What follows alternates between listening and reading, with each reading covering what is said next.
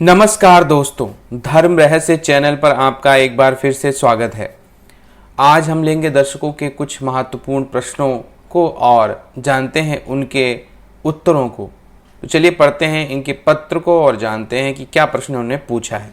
पूछने वाले हैं अजितव राउत। इन्होंने पूछा है, कुछ प्रश्न हैं। इन्होंने कहा है, गुरुजी कृपया इन प्रश्नों के उत्तर देने की कृपा कीजिएगा। क्या शादी करना जरूरी है? जो लोग बिना शादी की जिंदगी जीते हैं, क्या उनका मरने के बाद पूर्ण मोक्ष उन्हें नहीं मिलता है? बिना संतान उत्पत्ति के माता पिता को कैसे मुक्ति मिलेगी? आर्य समाज के लोग मूर्ति पूजा को क्यों नहीं मानते हैं? आर्य समाज के लोग कहते हैं कि वेदों में मूर्ति पूजा का विरोध किया गया है। क्या ये सच है या फिर लोग एक भ्रम है ये बात? मैं आपसे पूछना चाहता हूं कि पूजा पाठ केवल ब्राह्मणों का ही कर्म है या भी सभी लोग इसे कर सकते हैं?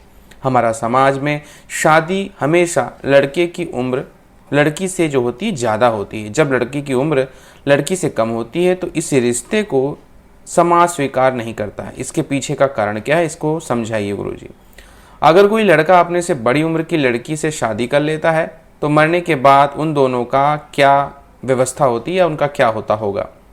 गुरुजी, भाई बहन का रिश्ता बहुत ही पवित्र होता है। अभी हमारे समाज में भाई बहन आपस में शादी कर रहे हैं, ऐसे कुछ घटनाएं घट रही। ऐसा लोग मरने के बाद में उनका क्या होता है? गुरुजी, आप मुझे ऐसा कोई शक्ति साधना बताइए जो तांत्रिक साधना ना हो, क्योंकि अपनी माँ को मैं गलती से वचन दे दिया कि मैं कोई तांत्रिक साधना नहीं करूँगा। ये इनके मुख्य प्रश्न हैं। तो इसलिए सबसे पहले प्रश्न से आपका शुरुआत करते हैं कि क्या शादी करना जरूरी है? बिल्कुल, विवाह करना पूरी तरह से एक कर्म है और इस कर्म को प्रत्येक व्यक्ति को अवश्य ही करना चाहिए। क्योंकि अगर हम हिंदू सनातन धर्म की बात लें, हालांकि और धर्मों में भी यही बातें हैं, लेकिन हिंदू सनातन धर्म की बात लें तो उसमें कई तरह के ऋण होते हैं, जिसमें एक ऋण होता है जिसे हम लोग पितृ ऋण कहते हैं। इसमें संतानोत्पत्ति करके अपनी पीढ़ी को आगे बढ़ाना होता है।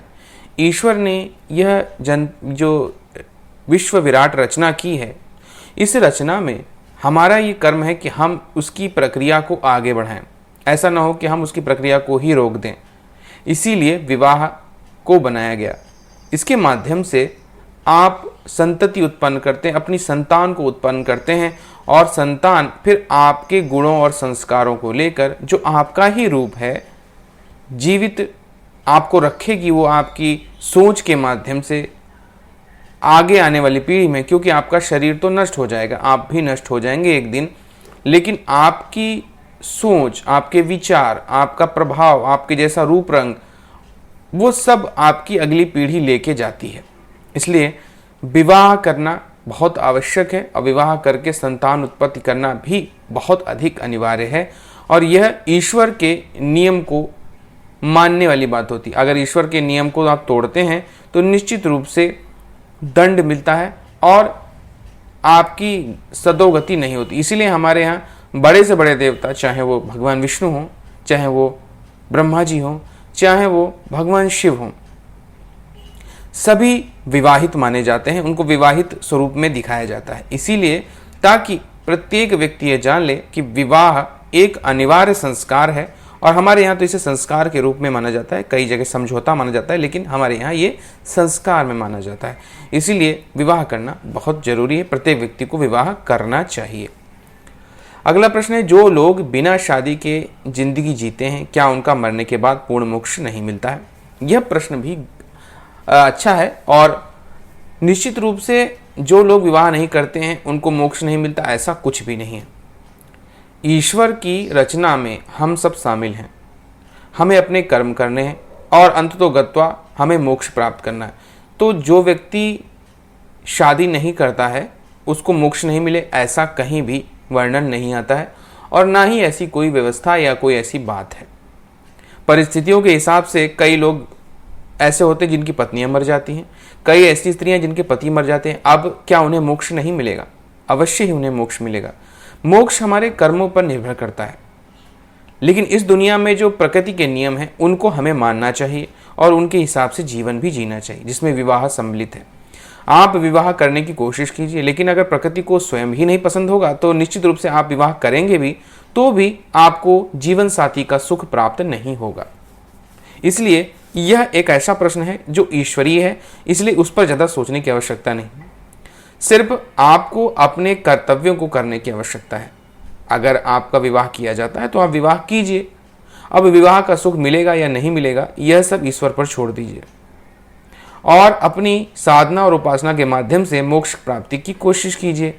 अपने साथी को से भी वही कार्य करवाइए ताकि आसानी से दोनों लोग मुक्ति को प्राप्त कर सकें। अब अगला प्रश्न है कि बिना संतान उत्पत्ति के माता और पिता को कैसे मुक्ति मिलेगी। देखिए, पितृ ऋण चुकाना अनिवार्य है, कोशिश करनी चाहिए पितृ ऋण चुकाने की, लेकिन अगर आपके भाग्य में नहीं है कि आप माता पिता बन के संतान उत्पत्ति कर पाए तो फिर आपको उसमें परेशान होने की कोई आवश्यकता नहीं है। माता पिता अगर पितृ ऋण से मुक्ति चाहते हैं तो इसका एक बहुत ही सरल सा उपाय है, किसी भी कन्या का आप कुछ समय के लिए अपनी पुत्री उसे मान लीजिए, और इसका एक सबसे अच्छा तरीका होता है कन्यादान करना। अगर कोई व्यक्ति या कोई भी माता पिता अगर वो निसंतान हो जाते हैं और भगवान की ऐसी लीला है या पिछले कर्मों का कुछ ऐसा प्रभाव जिसकी वजह से उनकी संतान उत्पत्ति नहीं हुई या संतान हुई और मर गई, या कुछ ऐसी स्थिति पैदा हुई जिसकी वजह से वो संतान उत्पत्त नहीं कर पाए और पितृ ऋण वो नहीं चुका पाए, तो पितृ ऋण को चुकाने का सबसे अच्छा और सरल मौका मिलता है किसी भी कन्या का कन्यादान कर देना। विवाह के समय कन्यादान करने पर आपको निश्चित रूप से पितृ ऋण से मुक्ति मिल जाती है। अगर ऐसे व्यक्ति जिनके पास कन्याएं नहीं है या पुत्र भी नहीं उत्पन्न हुआ है और वो निसंतान है और फिर भी वो इस ऋण से मुक्ति चाहते हैं तो उन्हें किसी भी कन्या का, गरीब कन्या हो उसके कन्यादान कर दीजिए।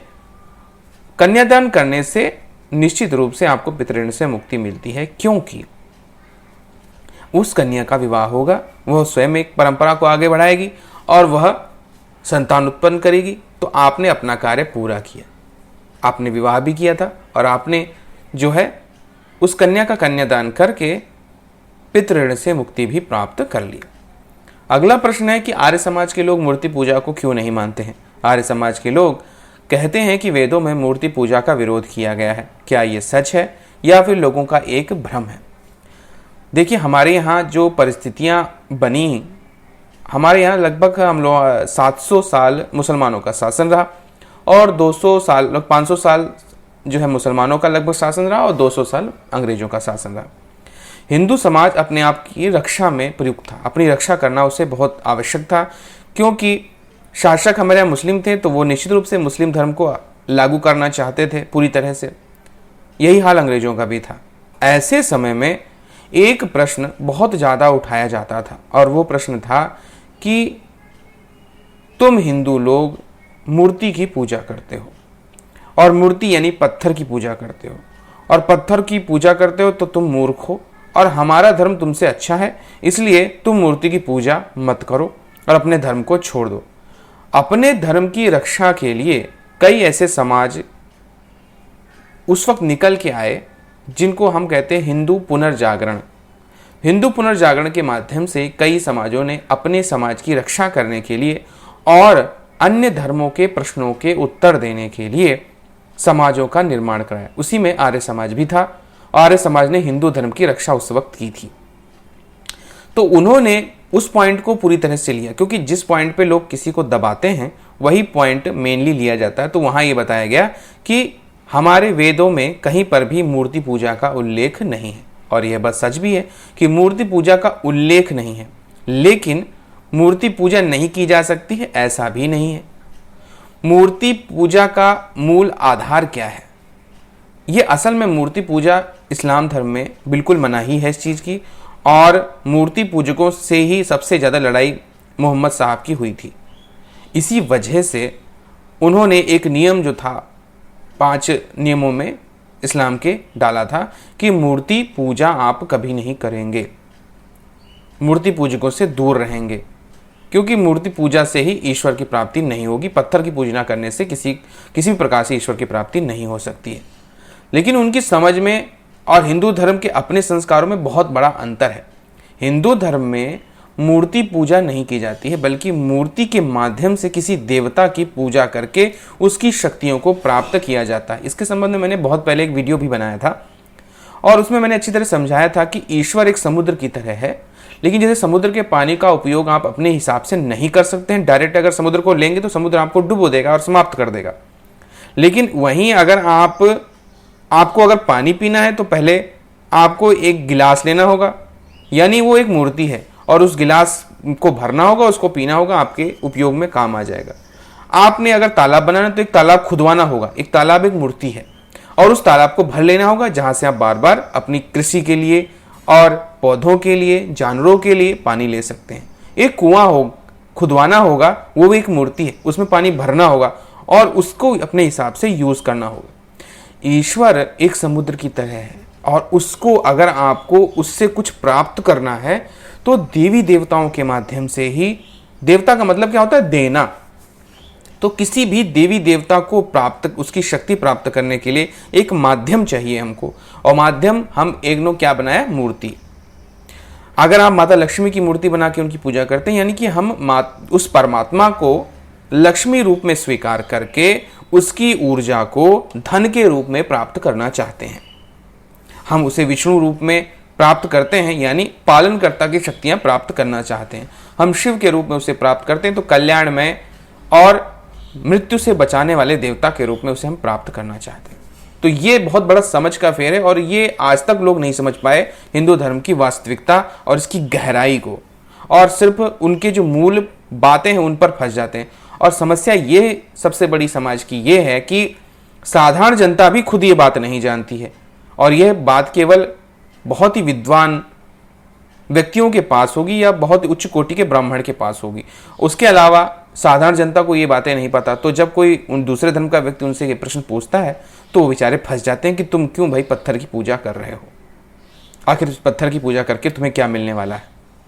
असल में ईश्वर एक सागर की तरह है, और उस सागर का उपयोग अगर आपको अपने कार्यों में करना है तो उसके लिए आपको कोई ना कोई मूर्ति का निर्माण करना पड़ेगा।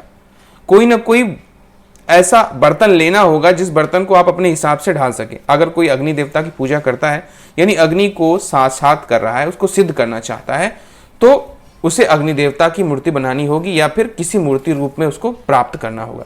जल के रूप में प्राप्त करना है, वायु के रूप में प्राप्त करना। इसीलिए प्राकृतिक शक्तियों की पूजा वैदिक सभ्यता में हमको प्राप्त होती है, और वहां पर मोक्ष के लिए नहीं, भौतिक जीवन की समृद्धि के लिए साधनाएं और उपासनाएं करने के विषय में ऋग्वेद में या अन्य वेदों में वर्णन किया गया है, और आप स्पष्ट रूप से अगर पढ़ेंगे वेद तो जान सकते हैं। लेकिन समय और परिस्थितियों में उस वक्त आर्य समाज को रक्षा करनी थी, इसलिए उन्होंने ये बात स्पष्ट रूप से बताई और कही थी। अब अगला प्रश्न आपने पूछा है कि पूजा पाठ केवल क्या ब्राह्मणों लोगों का कर्म है या इसे सब लोग कर सकते हैं। देखिए, जिसको मुक्ति प्राप्त करनी है वो ये नहीं देखेगा कि मैं किस जाति में पैदा हुआ हूं, वह केवल अपनी मुक्ति का प्रयास करेगा।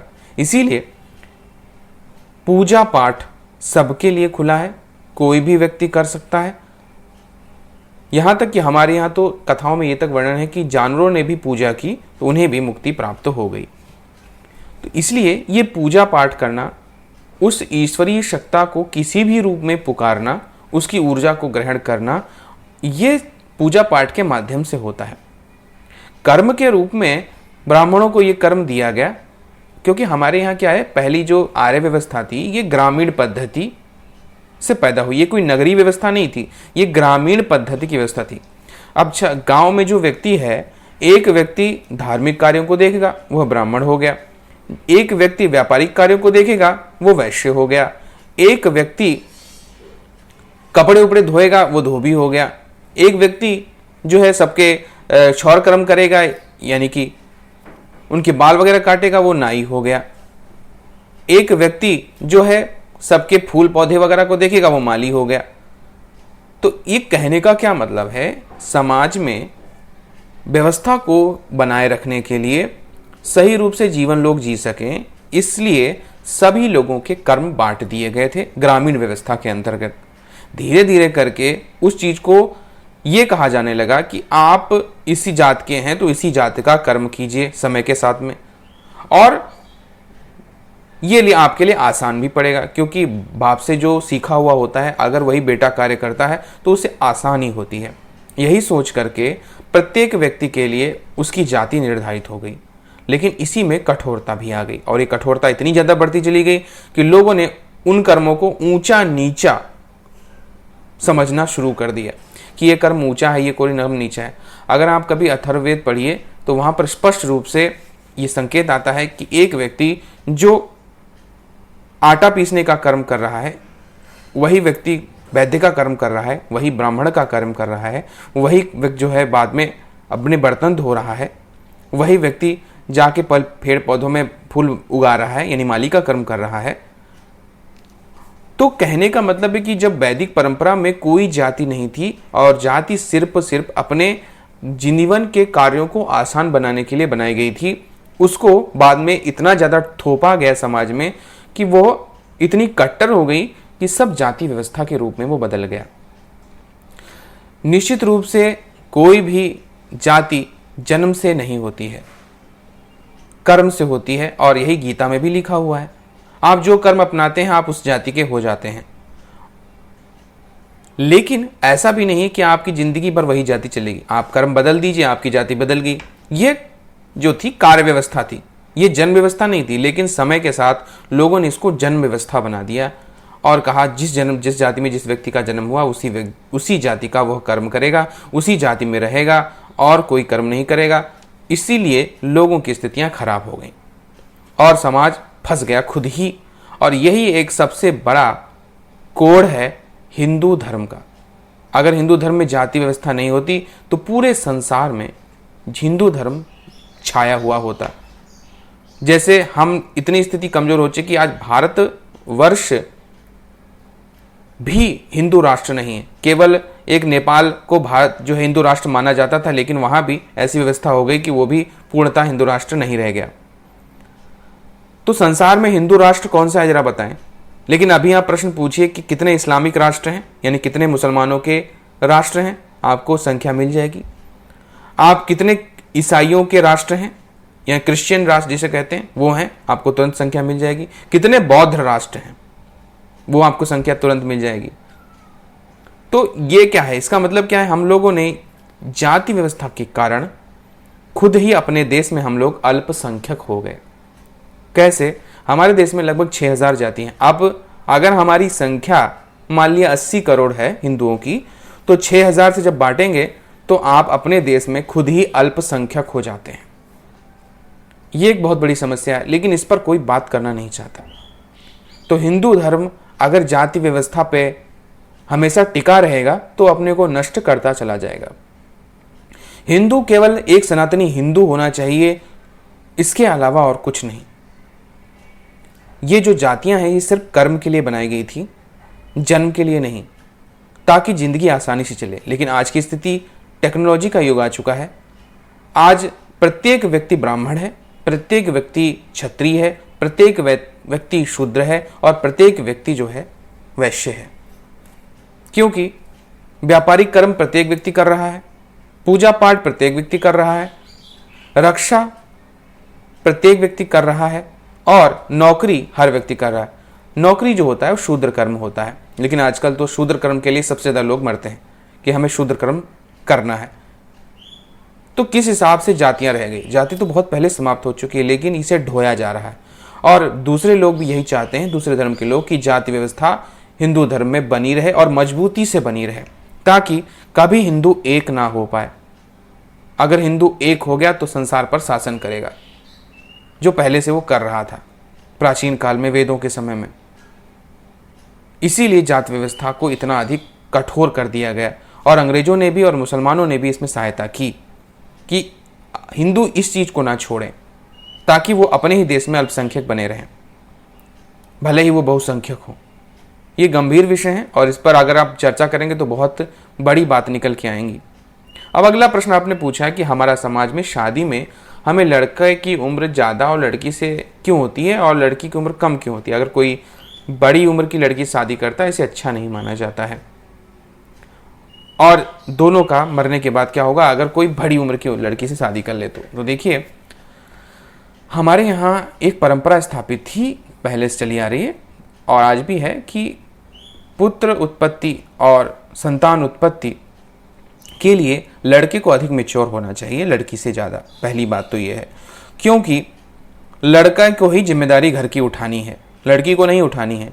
लड़की तो घर में रहती है, ये माना जाता है, वो घर के कार्यों को संभालती है, लेकिन जॉब करना, पैसे कमा करके लाना, परिवार का पालन पोषण करना, यह कार्य पुरुष का होता है। इसलिए उसे अधिक समझदार होना चाहिए। इसीलिए 3 वर्ष लगभग गवर्नमेंट की नज़रों में भी 21 किया गया और 18 लड़की की है। दूसरी बात कि लड़का जब बाप बनता है तो उसकी उम्र नहीं बढ़ती, लेकिन जैसे ही कोई स्त्री माँ बनती है उसका शरीर एकदम से तीव्रता के साथ बुढ़ापे की ओर दौड़ता है। तो कहते हैं कि 2-2.5 साल की उम्र का फर्क पड़ जाता है। अगर एक बार माँ बने, 2 बार माँ बनी तो 5 साल हो जाए, समझ लीजिए। तो यानी कि वो उम्र में बढ़ती चली जाती है। कभी भी आप समाज में चले जाइए और देखिए जिनके बीच में 5 साल 7 साल तक का गैप होता है लड़का और लड़की के बीच में, उनको अगर आप आज से 10 या 20 साल बाद देखेंगे तो लगेगा दोनों की उम्र बराबर है। और अगर पति पत्नी की उम्र बराबर है तो बुढ़ापे में देख लीजिए कि तो बूढ़ी आपको औरत ही नजर आएगी। तो शरीर ही प्रकृति ने ऐसा दिया है, इसीलिए यह नियमावली बनाएगी कि लड़की की उम्र छोटी होनी चाहिए लड़के से। इसके अलावा ये आपने प्रश्न पूछा है कि मरने के बाद क्या होगा अगर लड़की उम्र में बड़ी हो और लड़का छोटा हो। कुछ नहीं होगा, जैसे आप कर्म करेंगे वैसा ही आपको मोक्ष प्राप्त होगा। जैसी पूजा पाठ करेंगे, जैसी व्यवस्था करेंगे, उसी हिसाब से आपका जीवन आगे चलने वाला है। तो इसमें परेशान होने की कोई बात ही नहीं। उम्र ज़्यादा हो या कम हो, आप अपनी व्यवस्था के हिसाब से ही आप आगे बढ़ते हैं। पति पत्नी ही दोनों रहेंगे। अब अगला प्रश्न है गुरुजी कि भाई बहन का रिश्ता बहुत पवित्र माना जाता है। आज के समाज में हम लोग भाई बहन में आपस में शादी इंसिडेंट वगैरह देख रहे हैं, तो ऐसे लोग मरने के बाद में उनका क्या होगा। देखिए इस संबंध में ग्रंथों में भी और कई जगह वर्णन किया गया है कि ना तो ये वैज्ञानिक तरीके से सही है और ना ही हमारे आध्यात्मिक तरीके से सही है। जितना रक्त संबंध नज़दीक का होगा उससे आपके जो भावी पीढ़ी है वो बहुत ही कमज़ोर पैदा होती है। अगर भाई बहनों में आप शादी कराना शुरू कर देंगे तो निश्चित रूप से अपंग संतानें, कम विकसित शरीर वाली संतानें, मानसिक रूप से कम विकास होना इत्यादि चीज़ों देखने को मिलेंगी। और ये वैज्ञानिक आंकड़ा है। मैं वैज्ञानिकता की बात पहले कर रहा हूँ, बाद में धर्म की बात करूँगा। तो अगर आप नज़दीकी रिश्तों में शादी कराएंगे तो निश्चित रूप से आपकी आने वाली पीढ़ी दिमाग से कमज़ोर होगी, शारीरिक रूप से कमज़ोर होगी और संतान पैदा करने में भी कमज़ोर होती चली जाएगी। उसकी सोच कमज़ोर होगी। तो इसलिए भाई बहन या बिल्कुल सगे संबंधियों में शादी करना मना किया गया। हिंदू धर्म में 7 पीढ़ियों पिता की तरफ से और 3 पीढ़ी माँ की तरफ से बिल्कुल बंद किया गया। इसके अलावा अपने गोत्र में विवाह करने की भी मनाही की गई है। मरने के बाद ऐसे लोगों का क्या होता है। अगर धर्म के हिसाब से देखा जाए तो ऐसे लोगों को नरकगामी होना पड़ता है। इसका वर्णन हमें गरुड़ पुराण वगैरह में देखने को मिलता है और बताया गया है कि ऐसे जो होते हैं ये व्यभिचारी लोगों की श्रेणी में आते हैं कि जिन्हें अपने परिवार में ही शादी करनी पड़ रही है या खुद कर रहे हैं तो वो व्यभिचारी वे पुरुष हो जाएंगे। जितना देखिए, जितना संतान जितनी अच्छी तब होगी जितना ज़्यादा गुणों को प्राप्त करें। गुणों को ज़्यादा प्राप्त करने के लिए क्या आवश्यक है कि आपका जो आचार विचार व्यवहार और रक्त है वो दूसरे जिससे आप शादी कर रहे हैं उससे बिल्कुल भिन्न हो। वो उतनी ज़्यादा हाइब्रिड संतान पैदा होगी और हाइब्रिड संतान उतनी ज़्यादा मजबूत होगी क्योंकि ज़्यादा गुणों को वो ग्रहण करेगी। इसीलिए जितना ज़्यादा हाइब्रिड होती हैं, हाइब्रिड देख लीजिए, पौधों को देख लीजिए, हाइब्रिड प्रजातियों को देख लीजिए, कुत्तों वगैरह में, किन अन्य जानवरों में, वो कितनी ज़बरदस्त प्रजातियां पैदा हो रही हैं जब उनको हाइब्रिड संतानें मिलती हैं। यानी कि माँ बिल्कुल अलग, पिता बिल्कुल अलग। तो इससे क्या होगा, अच्छी संतानें पैदा होती हैं, ज़्यादा गुणों को ग्रहण करती हैं। और जब जितने नज़दीकी के रिश्ते में आप शादी करेंगे उतनी ही कमज़ोर आपकी संतान होगी और आप कमज़ोर होते जाएंगे, आपकी बुद्धि विकास उतना नहीं हो पाएगा। अब अगला प्रश्न आखिरी आपने पूछा है, गुरुजी आप मुझे ऐसा कोई शक्ति या साधना बताइए जो तांत्रिक साधना ना हो, क्योंकि मैं अपनी माँ को गलती से वचन दे दिया हूँ कि कोई तांत्रिक साधना नहीं करूँगा। तो इसका देखिए बहुत ही सरल सा एक उत्तर है और बड़ी आसानी से मैं आपको बताता हूँ कि आप गुरु मंत्र की दीक्षा लीजिए। गुरु मंत्र कोई तांत्रिक साधना नहीं है, लेकिन तंत्र में प्रयोग भी किया जा सकता है। सबसे अच्छी बात क्या है कि हमारा मूल उद्देश्य मुक्ति है। आपने भी जो तांत्रिक साधना के विषय में कहा है वो माँ से इसलिए कहा क्योंकि माता को डर लगता होगा कि कहीं तांत्रिक मेरा बेटा बन गया तो पता नहीं क्या तंत्र फंत्र के चक्कर में फंस जाएगा, इसीलिए आपने ये प्रश्न पूछा है। तो मैं बता रहा हूँ आप गुरु मंत्र लीजिए और गुरु मंत्र की साधना पूरी जिंदगी भर कीजिए, यह आपको मुक्ति प्रदान करेगी और तंत्र शक्तियाँ खुद ब खुद देगी और वो सब सात्विक होंगी, कोई तांत्रिक नहीं होंगी। गुरु मंत्र के माध्यम से आपके अंदर जो ऊर्जा बनेगी माता जगदम्बा की, वो एक सात्विक साधना की ऊर्जा बनेगी और इतनी अधिक शक्ति बढ़ जाएगी धीरे धीरे करके कि बाद में मैंने हमेशा कहा है कि जो लोग बाद में तांत्रिक साधनाएं कभी करना चाहते हैं तो फिर वो गुरु मंत्र के बाद तांत्रिक साधनाएं कर सकते हैं और फिर तांत्रिक साधनाओं में उनका कोई नुकसान नहीं होता है, क्योंकि खुद गुरु मंत्र आपकी रक्षा करता है। तो आपके लिए सबसे उत्तम, सबसे अच्छा और मोक्ष प्राप्ति का सबसे अच्छा मार्ग जो है वो गुरु मंत्र है, जिस गुरु मंत्र को मैंने अपने लगभग सभी शिष्यों को दिया है। वही गुरु मंत्र का जाप अगर आप करेंगे तो वह मुक्ति की ओर लेके जाएगा, माँ जगदम्बा की जो है कृपा दिलाएगा और उनके मूल तत्व माता पराशक्ति स्वरूप को सिद्ध करवाएगा और निश्चित रूप से मुक्ति की ओर लेके जाएगा।